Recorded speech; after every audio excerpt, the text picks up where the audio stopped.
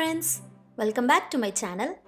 நாம் இன்னைக்கு ரொம்ப ஈஸியான டேஸ்டியான மைதா பிஸ்கெட்ஸ் எப்படி பண்ணுறதுன்னு பார்க்க போகிறோம்.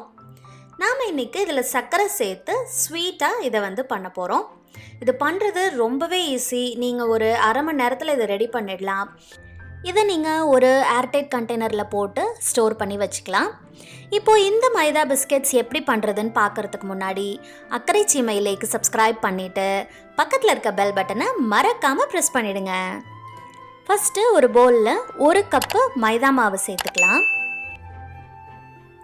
அது கூடவே ஒரு 1/4 கப்பு ரவை சேர்த்துக்கலாம்.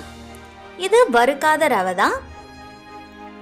அதுக்கப்புறமா ஒரு 1/4 டீஸ்பூன் உப்பு சேர்த்துட்டு 2 டேபிள் ஸ்பூன் நெய் சூடு பண்ணி இது கூட சேர்த்துட்டு அதை ஒரு ஸ்பூன் வச்சு ஃபஸ்ட்டு மிக்ஸ் பண்ணி விட்டுக்கலாம்.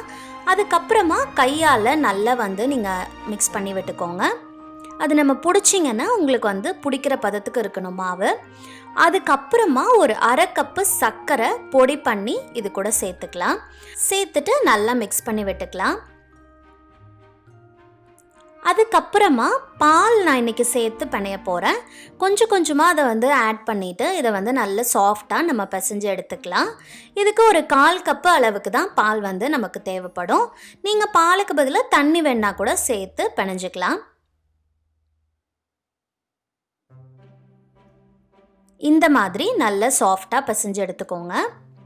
அதுக்கப்புறமா ஒரு துணி போட்டு மூடி ஒரு அரை மணி நேரம் இதை வச்சிடலாம். நான் இன்றைக்கி இதை 3ஆக பிரித்து தேய்ச்சிக்க போகிறேன்.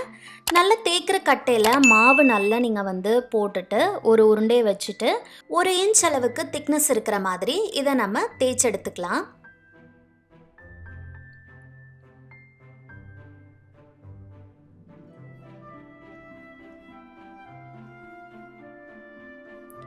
அதுக்கப்புறமா இதை நம்ம சின்ன சின்ன டைமண்ட் பீசஸாக கட் பண்ணி எடுத்துக்கலாம். இல்லை உங்களுக்கு ஸ்கொயராக வேணுமோ எந்த ஷேப்பில் வேணாலும் நீங்கள் இதை கட் பண்ணி எடுத்துக்கலாம்.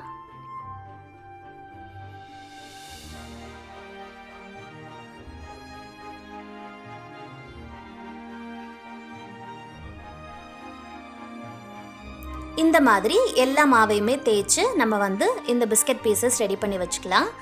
அதுக்கப்புறமா எண்ணெயை காய வச்சுட்டு நீங்கள் இதை மீடியம் ஃப்ளேம்லேயே வச்சுட்டு கொஞ்சம் கொஞ்சம் பீசஸாக போட்டு இதை நல்ல ஒரு 5 நிமிஷம் ஃப்ரை பண்ணி, ரொம்ப இதை ப்ரௌன் கலர் ஆகணும்னு அவசியம் கிடையாது. ஒரு லைட் கோல்டன் கலர் வந்தோடனே எடுத்துட்டிங்கன்னா நமக்கு சூப்பரான மைதா பிஸ்கெட்ஸ் ரெடி ஆகிடும். இது எல்லோரும் கண்டிப்பாக ட்ரை பண்ணி பாருங்கள். எல்லாம் ருசி சமைங்க, நல்லா சாப்பிடுங்க, என்ஜாய் பண்ணுங்கள். என் வீடியோ பிடிச்சிருந்ததுன்னா லைக் பண்ணுங்கள், ஷேர் பண்ணுங்கள், கமெண்ட் பண்ணுங்கள். அக்கறை சீமையிலேக்கு சப்ஸ்கிரைப் பண்ணுங்கள்.